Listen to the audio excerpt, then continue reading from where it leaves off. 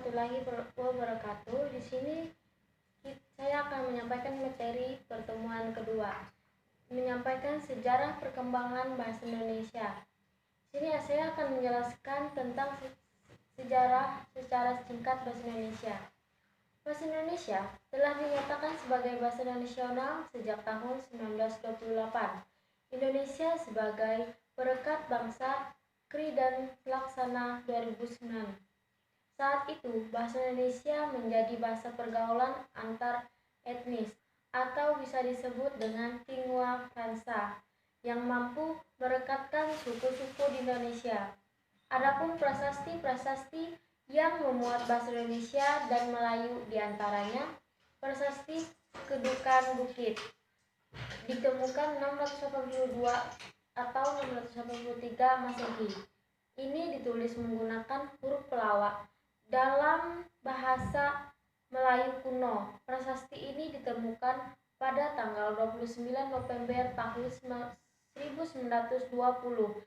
bertempat di Sungai Tatang Tuo 684 Masehi. Prasasti ini ditemukan pada tanggal 17 November 1920 bertempat di kaki Bukit Saguntang. Prasasti Kota Kapur 686 Masehi ditemukan di pesisir barat Pulau Bangka pada Desember 1892, berbentuk segi dengan ukuran tinggi 177 cm, lebar 32 cm pada bagian dasar dan 19 cm pada bagian. Adapun perkembangan bahasa Indonesia yaitu pada tahun 1901 sampai 2013. Di sini saya akan menjelaskan atau menceritakan beberapa tahun saja.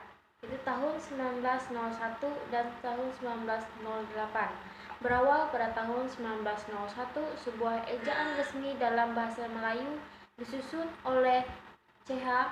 Afan Opoujisen dalam Kitab Logat Melayu. Dan tahun 1917, Komisi for the Voicelessture atau Taman Bacaan Rakyat diubah menjadi Balai Pustaka yang menerbitkan novel, pantun, pertanian, dan fungsi pemakaian bahasa Indonesia.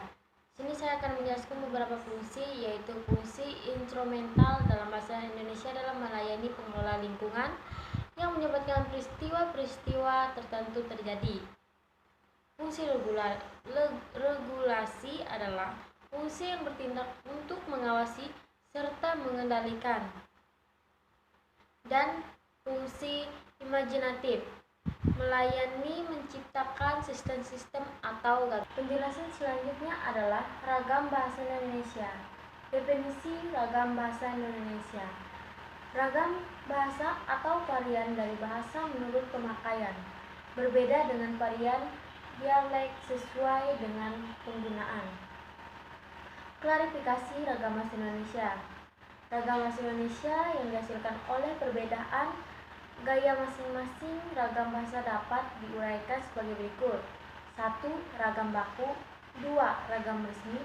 3. Ragam usaha. 4. Ragam santai. Dan 5. Ragam akrab.